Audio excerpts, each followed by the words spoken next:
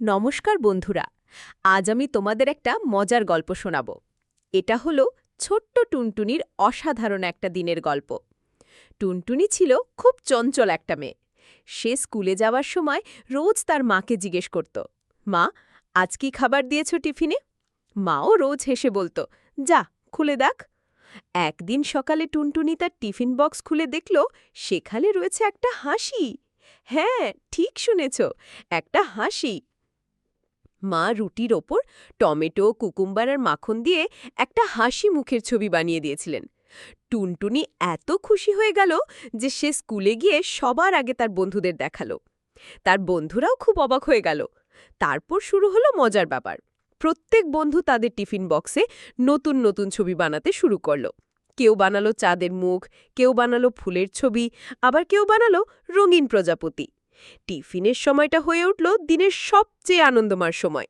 শিক্ষিকাও এই মজার খেলায় যোগ দিলেন। একদিন টুনটুনি স্কুলে গিয়ে দেখল তার ক্লাসের সবাই মিলে একটা বিশাল হাসি মুখ বানিয়েছে। সবার টিফিন বক্স একসাথে সাজিয়ে তারা এই অসাধারণ কাজটি করেছিল। সেদিন সারা স্কুলে এই খবর ছড়িয়ে পড়ল। এরপর থেকে প্রতি শুক্রবার স্কুলের সব ছাত্রছাত্রী মিলে নতুন নতুন ডিজাইন বানাতে শুরু করল। কখনো বানাতো রেলগাড়ি, কখনো জাহাজ, আবার কখনো সুন্দর একটা বাগান। টুনটুনির এই ছোট্ট উদ্যোগ থেকে শুরু হলো হ্যাপি লাঞ্চ টাইম নামে একটা মজার আয়োজন। এখন অন্য স্কুলের ছাত্রছাত্রীরাও এই আইডিয়া ফলো করছে। নমস্কার বন্ধুরা, আজ আমি তোমাদের একটা মজার গল্প শোনাব। এটা হলো ছোট্ট টুনটুনির অসাধারণ একটা দিনের গল্প। কেউ বানালো চাঁদের মুখ, কেউ বানালো ফুলের ছবি, আবার কেউ বানালো রঙিন প্রজাপতি। টিফিনের সময়টা হয়ে উঠল দিনের সবচেয়ে আনন্দময় সময়। শিক্ষিকাও এই মজার খেলা যোগ দিলেন। একদিন টুনটুনি স্কুলে গিয়ে দেখল তার ক্লাসের সবাই মিলে একটা বিশাল হাসি মুখ বানিয়েছে। সবার টিফিন বক্স একসাথে সাজিয়ে তারা এই অসাধারণ কাজটি করেছিল। সেদিন সারা স্কুলে এই খবর ছড়িয়ে পড়ল। এরপর থেকে প্রতি শুক্রবার স্কুলের সব ছাত্রছাত্রী মিলে নতুন নতুন ডিজাইন বানাতে শুরু করল। কখনো বানাতো রেলগাড়ি, কখনো জাহাজ, আবার কখনো সুন্দর একটা বাগান। টুনটুনির এই ছোট্ট উদ্যোগ থেকে শুরু হলো হ্যাপি লাঞ্চ টাইম নামে একটা মজার আয়োজন।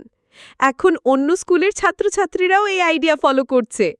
তোমরাও জানো, খাবারের সাথে যখন আনন্দ মেশানো হয় তখন সেটা আরও মজাদার হয়ে ওঠে। টুনটুনির মতো তোমরাও তোমাদের খাবারকে মজার করে সাজাতে পারো। কিন্তু মনে রেখো, খাবার নষ্ট করা যাবে না। খাবারের সাথে খেলা করা চলবে, কিন্তু খাবার নষ্ট করা নয়। বন্ধুরা, তোমাদের কেমন লাগলো এই গল্পটা? যদি ভালো লেগে থাকে তাহলে আমাদের চ্যানেলটি সাবস্ক্রাইব করতে ভুলো না। লাইক আর কমেন্ট করে জানাও তোমাদের মতামত। আর হ্যাঁ, তোমরাও যদি এরকম কোনো মজার অভিজ্ঞতা শেয়ার করতে চাও তাহলে কমেন্ট সেকশনে অবশ্যই জানাবে। পরের ভিডিওতে আবার দেখা হবে আরও মজার একটা গল্প নিয়ে। ততক্ষণ সবাই ভালো থেকো, হাসি খুশি থেকো। আর মনে রেখো, ছোট্ট একটা হাসি অনেক বড় পরিবর্তন আনতে পারে। ধন্যবাদ।